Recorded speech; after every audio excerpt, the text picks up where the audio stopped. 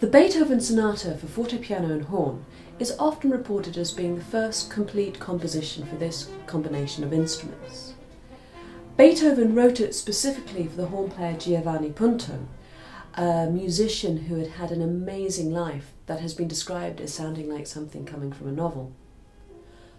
Punto was born into a family of serfs, and luckily the local count, noticing the young boy's musical potential, sent him off to study music first in Prague and then in Dresden, two centres of horn playing at the time. Not surprisingly, having seen more of the world, Punto didn't fancy spending the rest of his life working for his count, so ran away. The count, not liking to see his investment disappearing over the horizon, issued commands that whoever caught Punto should knock his front teeth out. Happily for music, this threat was never carried out.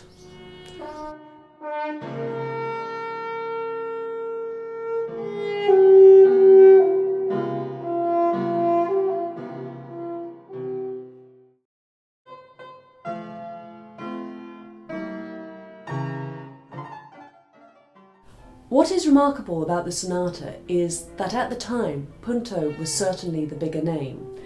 There is a review from an early performance given by Beethoven and Punto, in which the writer comments that everybody knew who Punto was, but the name Beethoven was new in musical history.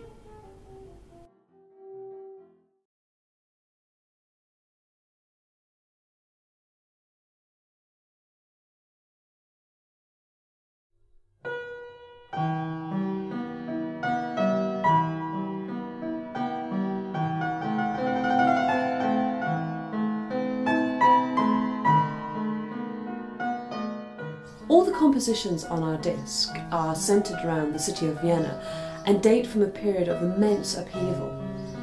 During his tragically short life, Nikolai von Krufft would have been an observer on many key events. His father was a state minister and his mother a pianist, and Krufft managed to have a career as both a civil servant and as a well-respected composer. He died aged 39 in 1818, so would have lived through the fall of Vienna to Napoleon's troops in 1809, and would have also seen Napoleon's later defeats and the Congress of Vienna.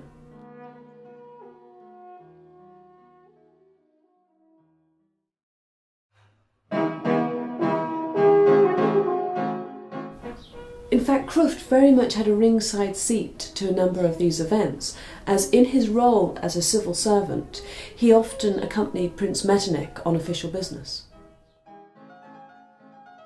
The Sonata for fortepiano and horn is a fascinating work and one of many sonatas Krufft wrote. More substantial in some ways than the earlier Beethoven sonata, it shows Krufft's incredibly lyrical, often tender way of writing for the instruments.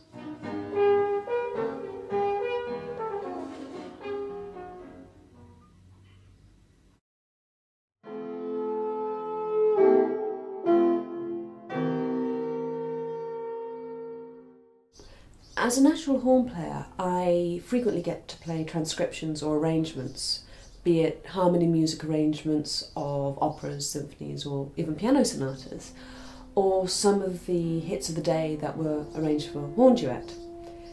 This work, though, strikes me as being something quite different and really quite special. It is an arrangement of the slow movement of a Haydn string quartet rewritten for horn and fortepiano.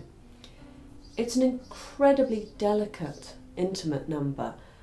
The arranger obviously knows how to write for the hand horn and creates these almost ethereal passages in his writing.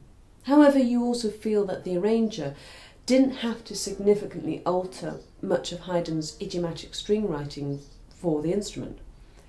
With the exception of one bar, the integrity of the original Haydn work remains.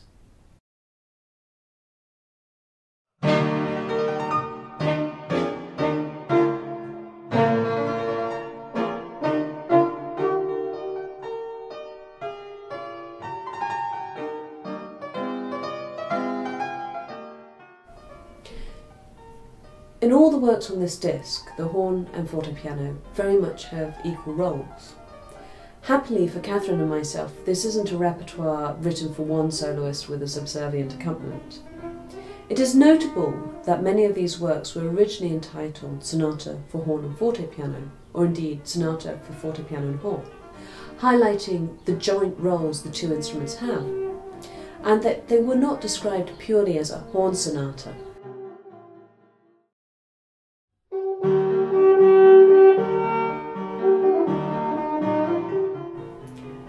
The last piece on the disc is somewhat of a curiosity, as the frontispiece of the first edition gives two musicians equal billing: Maximilian Niedersdorf, pianist and publisher, and Camilla Bilanci, horn player. As both the horn and fortepiano have equally challenging roles, in this work it could be suggested that the composition of this piece was a joint collaborative process. Hence the two names on the frontispiece. This highlights the essential spirit of these works, with virtuosic writing for both the horn and fortepiano, and with a variety of demanding, exciting roles for both musicians. In keeping with all the repertoire on this disc, the Niedersdorf and Bilanci sonata also shows how musicians of the early 19th century were working together to create compositions that exploited and explored the full potential of these wonderful instruments.